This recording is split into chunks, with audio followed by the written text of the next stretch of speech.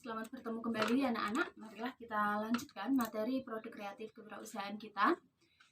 Masih di bab 2 yaitu perakitan produk. Kali ini kita akan membahas tentang faktor-faktor yang mempengaruhi perakitan. Simak PowerPoint yang akan Bu Yuli sampaikan berikut ini. Faktor-faktor yang mempengaruhi perakitan. Setidaknya ada 9 faktor yang berpengaruh pada proses perakitan. Yang pertama, 1. Jenis bahan dari komponen yang dirakit. 2. Kekuatan yang dibutuhkan. 3. Pemilihan metode penyambungan. 4. Pemilihan metode penguatan. 5. Penggunaan alat bantu perakitan.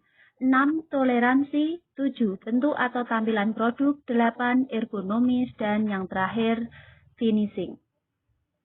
Mari kita bahas satu per satu. Yang pertama, jenis bahan logam yang akan dirakit.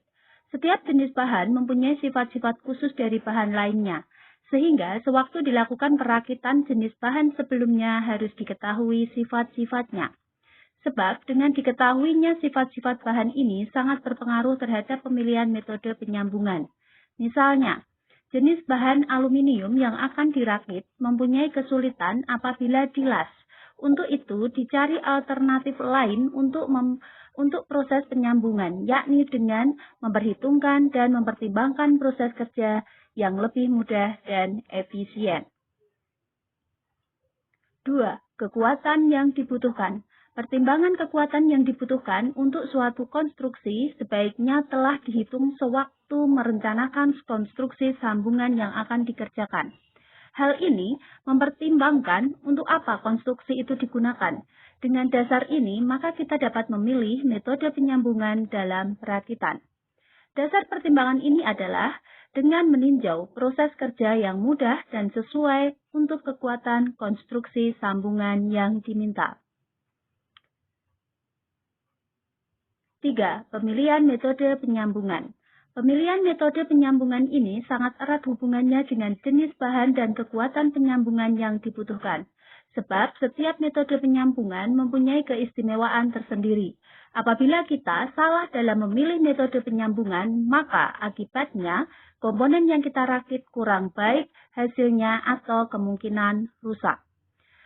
Seperti pada penyambungan komponen dari plat baja tipis. Jika menggunakan sambungan las plat akan dapat tersambung kuat dan rapat. Sebaliknya, plat akan melengkung akibat pengaruh panas pengelasan. Pemilihan metode cowling atau riveting atau las tahanan mungkin lebih baik hasilnya dari pengelasan biasa. 4. Pemilihan metode penguatan. Penguatan plat bertujuan untuk memberikan kekuatan pada plat yang mengalami proses pembentukan. Karena bahan dasar plat ini relatif tipis, maka biasanya dibutuhkan penguatan-penguatan pada plat baik pada tepi maupun bodi. Pemilihan penguatan ini disesuaikan dengan bentuk konstruksi yang dihasilkan. Seperti contoh, dalam pembuatan silinder dari bahan plat tipis, maka tepi silinder akan menghasilkan ketajaman yang mudah lentur. Maka kondisi ini akan memberikan pertimbangan untuk menambah kawat pada tepi silinder tersebut. Penambahan kawat dengan lipatan ini akan memberikan tepi plat menjadi tidak tajam dan kuat. 5. Penggunaan alat bantu perakitan. Alat-alat bantu dalam perakitan harus dipertimbangkan berdasarkan bentuk-bentuk konstruksi. Konstruksi yang terdiri dari jumlah komponen yang banyak membutuhkan alat bantu perakitan. Alat bantu ini terutama dibutuhkan untuk memproduksi suatu alat dalam jumlah yang relatif besar. Alat bantu yang dibutuhkan seperti jig dan fixture. Alat-alat bantu sederhana yang dibutuhkan diantaranya krem penjepit, mal-mal, dan sebagainya. 6. Toleransi. Toleransi dalam perakitan dipertimbangkan berdasarkan pasangan antara elemen yang dirakit menjadi komponen yang lebih besar. Toleransi untuk pasangan ini dikenal dengan istilah interchangeability atau sifat mampu tukar.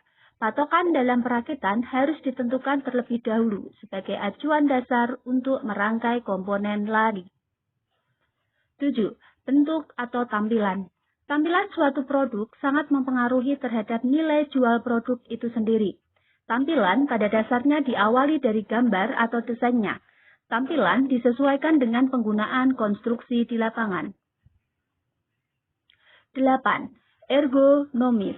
Ergonomis yang dimaksud dalam perakitan ini adalah kesesuaian antara produk dengan kenyamanan si pemakai atau end user.